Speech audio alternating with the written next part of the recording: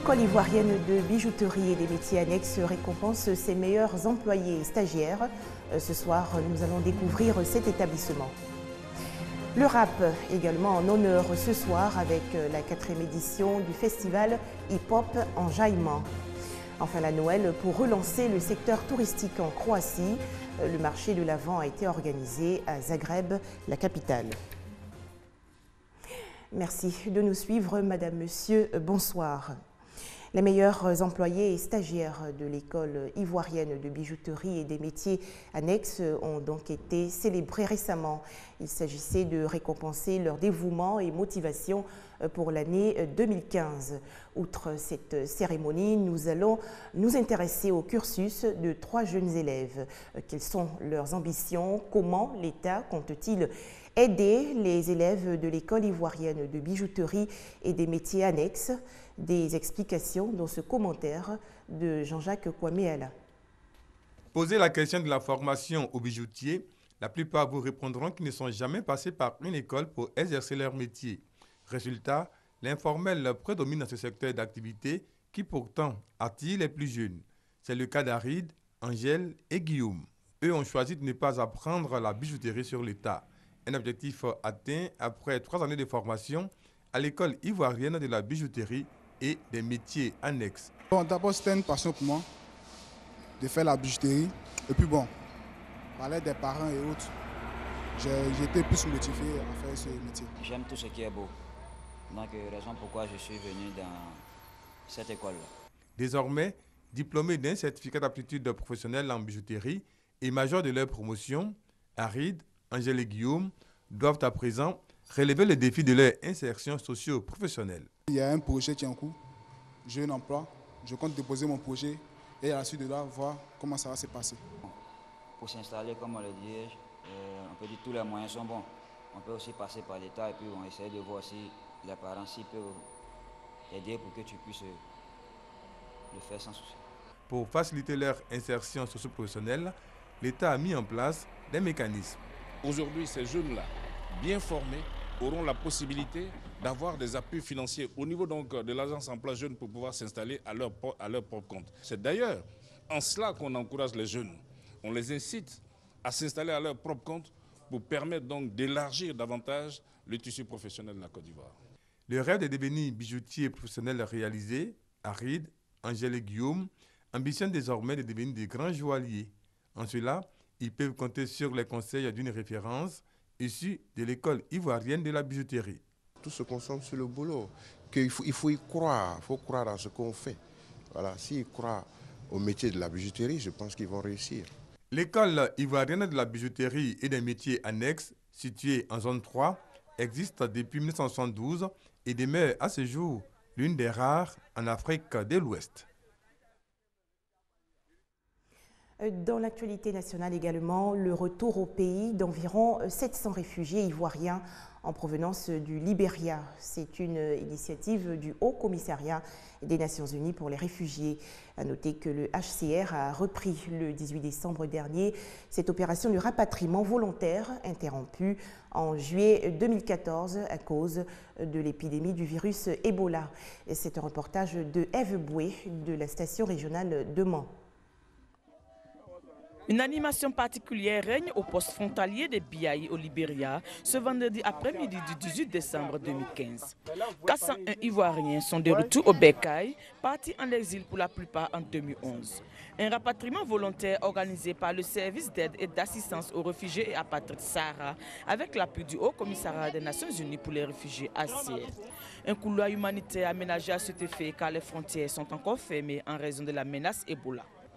Dans la dizaine de camions stationnés, ils sont déjà impatients de retrouver la chère patrie. Vraiment, je reviens ici tellement content de rentrer chez moi. Je suis content de rentrer mon pays. Vraiment, en tout cas, la Côte d'Ivoire m'a manqué. Moi-même, j'ai envie de rentrer, même traverser le barrage, aller là-même. Traverser rapidement le fleuve Nignon, frontière naturelle entre la Côte d'Ivoire et le Libéria, mais avant on se soumet aux formalités d'usage sous le regard bienveillant de la délégation ivoirienne venue les accueillir et conduite par le préfet de Toulepleu. Enfin, on foule le sort de la Côte d'Ivoire, direction le camp de transit de Toulepleu village où ils passeront 24 heures avant de rejoindre leurs différentes localités Toute disposition ayant été prise par l'État et ses partenaires pour faciliter leur réintégration.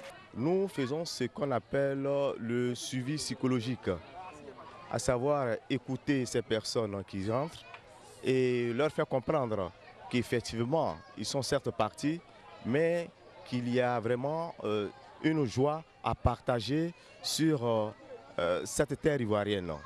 J'ai dû leur dire que certainement venant, ils ont des appréhensions, ils ont des préoccupations, mais nous sommes là pour les rassurer, pour leur dire qu'en ce qui concerne le problème de réintégration sociale, administrative et économique de ces réfugiés, mais toutes les dispositions seront prises pour que ces compatriotes qui sont revenus puissent réintégrer la vie sociale, administrative et économique dans le département. En attendant donc des lendemains meilleurs sur sa terre natale, on se restaure après une journée remplie d'émotions.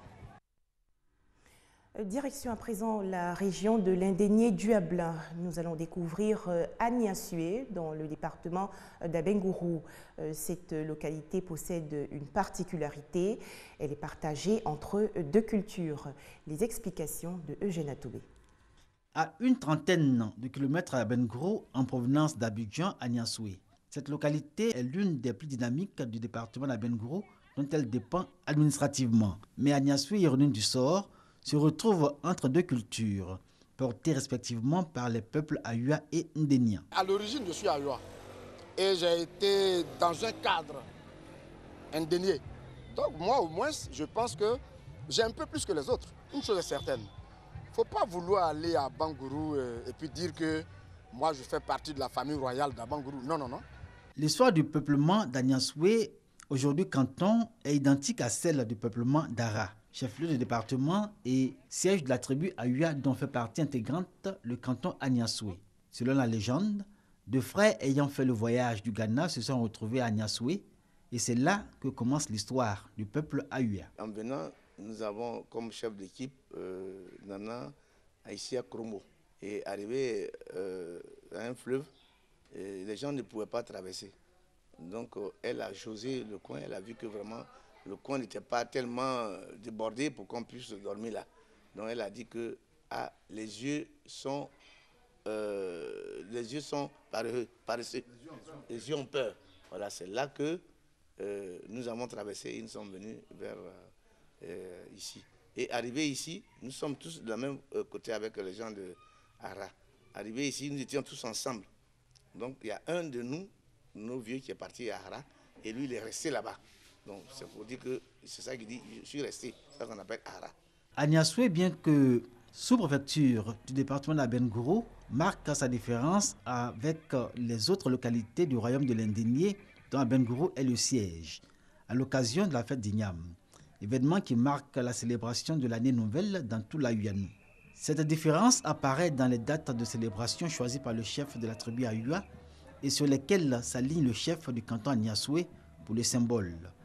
Car malgré la concordance des dates, Agnassoué affiche sa singularité en cela que chaque 7 ans, le canton s'autorise une fête grandiose où les fils d'Agnassoué marquent l'attachement à leur culture et à leur tradition. Lorsque Ara fête les Ignam, Agnassoué fête les Ignam.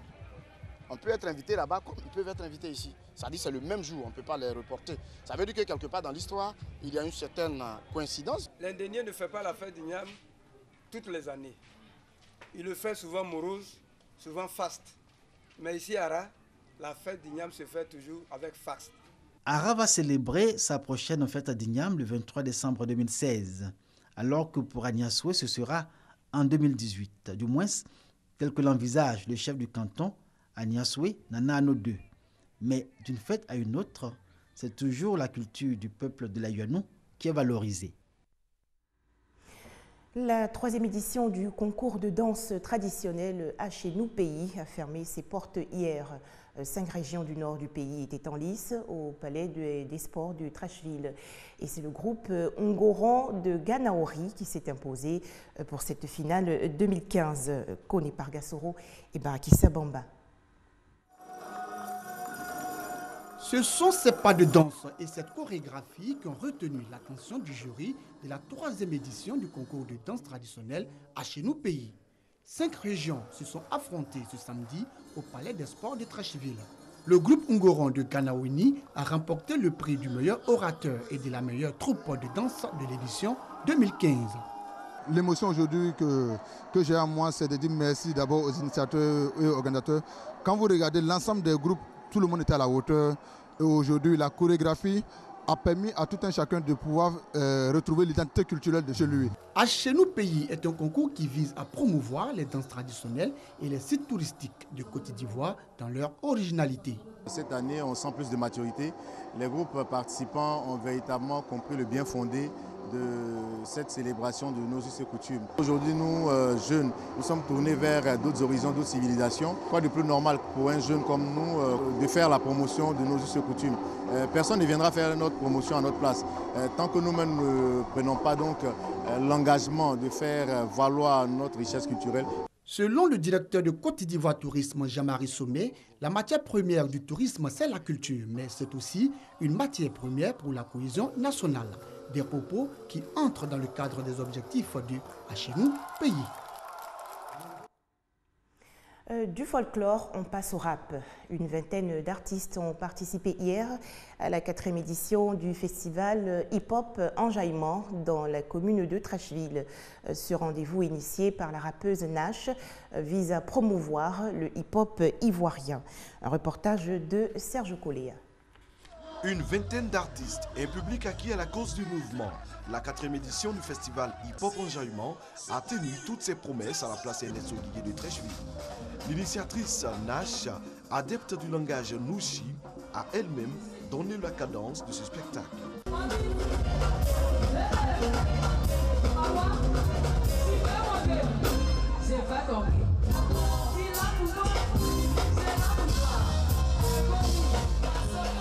Le concert gagne en intensité avec la montée sur scène de Rico et de Mousse du groupe MAM. Le duo assure le grand bonheur des fans.